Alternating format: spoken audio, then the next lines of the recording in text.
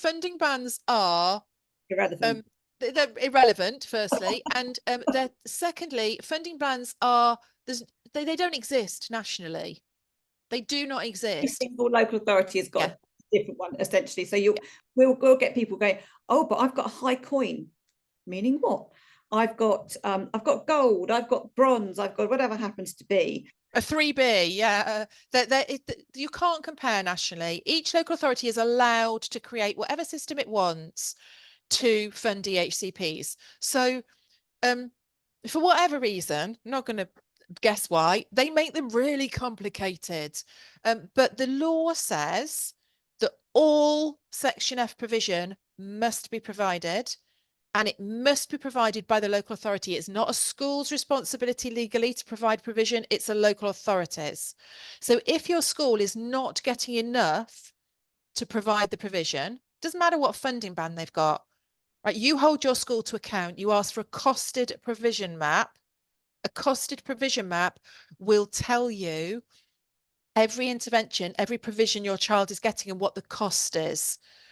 And then you can compare that to the EHCP and see if there's anything that's in Section F that they're not getting. If they're not getting stuff in Section F, you go back to the school, you say, why not? The school says, well, look, you can see from the costed provision map, we get £10,000 and we've already spent 11. Then you go to the local authority and you put in a formal complaint that they are failing to provide Section F provision.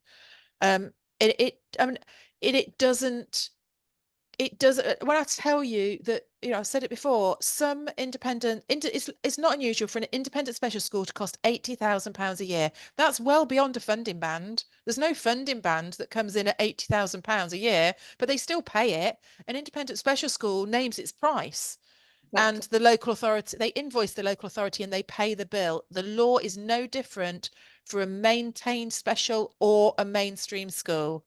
We'll get that. And it's really unfortunate because it creates a top trumps environment where our group is lovely. We don't tend to get this, but it does create. I've got an X, Y, and Z band. I've been told, of course, we're going to get a one-to-one because I've got the highest funding band. Well, that doesn't necessarily mean that your child's going to get a one-to-one because you've been told you're on a highest funding band.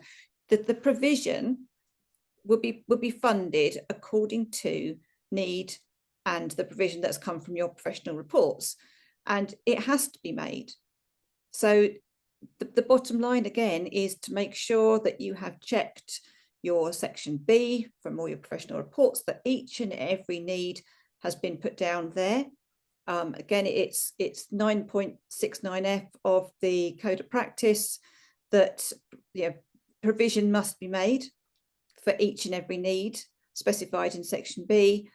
And for Section I, your placement, the placement has got to provide for each and every part of Section F. It's not a pick and mix. It's not something that they can say, oh, yes, we can meet need, but we can't do that bit and we can't do that bit.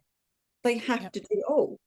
If you've missed any information, or more likely the local authority have missed information on purpose, because that information will specify the placement. It'll specify whether or not your child needs to have any particular specialist interventions being put in place for them. If that's all missed out, it comes at a cheaper price. Yeah. And your likelihood of getting the school that can do all of those things is very slim.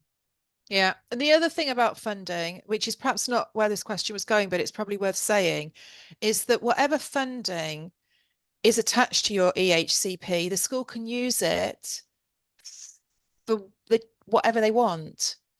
They have to provide Section F provision. So if my child has an EHCP, the school is expected to fund the first 6,000. Let's say the local authority are topping up with another 6,000. So the school's got £12,000, 6,000 from their own budget, 6,000 additionally from the local authority. And my Section F is really vague. It says my child's going to get access to support. Would benefit from access to technology. There you go. They will have access to a reading intervention, but it doesn't say what or where, how often or however. Benefit from access to a supportive adult. Yeah, then the school basically can use that funding for whatever they like. And parents do get really, really cross sometimes. They're like, but they're not using the funding. They've got all this funding and they're using it for other things. They are absolutely entitled to do that. What they have to do is provide Section F. So if Section F is so vague that you can't pin them down, they can use that to fix the roof or build a new toilet block or whatever else they want. So the key, it always comes back to it. How many times we said it, Sarah? Get Section F right, and then they can't use your child's funding for other things. Same as sharing one-to-one support. Yeah. And Anna, we find this when we have people who come to us and they'll say, oh, but I asked the school to check my draft for me. Well, it's in the school's best interests to make sure that the EHCP is written for the school and not the child. The EHCP is written for the child and not the school. But if they've checked it and they've let those things go, they've done it because they know that that money will not be targeted directly at your child. It'll be targeted anywhere that they can use it in their school. And or they just don't know. I mean, you know, having been a Senko class teacher for a long time, a Senko and a head, I had no idea. You know, when my child suddenly needed an EHCP at 8, I literally had no idea what the law said. As a Senko and a head teacher, your training has come from your local authority. So you've been trained in local authority policy, not the law. I had no idea that an EHCP shouldn't say child will benefit from, you know, child will have access to. Yeah, and the classic one is a meeting that we had recently where we had a caseworker who told me, I know that that's the case because my local authority has trained me. And unfortunately for this particular individual, her local authority had trained her very poorly and they trained her in policy.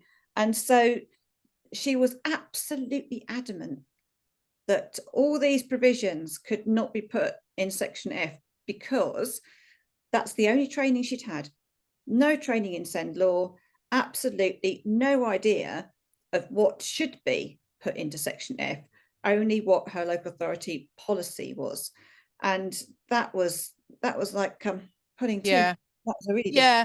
The other one that comes up often about funding is about one-to-one support. You know, often schools will use a child who has an EHCP and has funding to appoint a TA, and the TA does work with that child, but also works with other children as well. So it's responsible for 2 or a small group of 3 children who all have needs, often very different, but all have needs in the same class. And parents can get really cross. My child's TA is being used for other children. And we always refer them back again to Section F. If it says in Section F, my child will have one-to-one support for X hours a day, then they're not allowed to use that for any other child during those hours a day. If my EHCP says my child will have access to additional support, they can provide that additional support whenever they want in whatever ratios, 1 to 2, 1 to 3, 1 to 10, 1 to 15 is absolutely fine. And another red flag is that people would come to us and say, oh, we know that, little Sammy here needs to have one-to-one because he's been sharing Daisy. Daisy has a one-to-one on her EHCP and he's been sharing. Now, if your school is allowing sharing of provision that has been stated specifically for a child, then that's a massive red flag because the likelihood is it's going to happen to your child and you could go to tribunal, you could have paid huge amounts of money for your professional reports.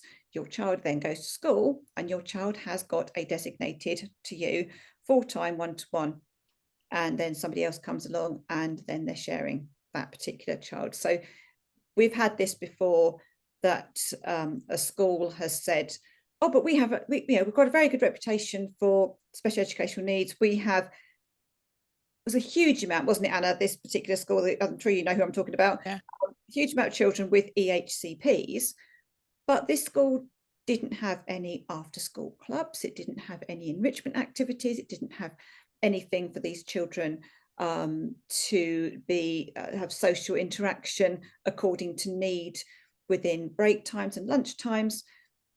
And when looking at a couple of the EHCPs from this particular school, they were really, really vague.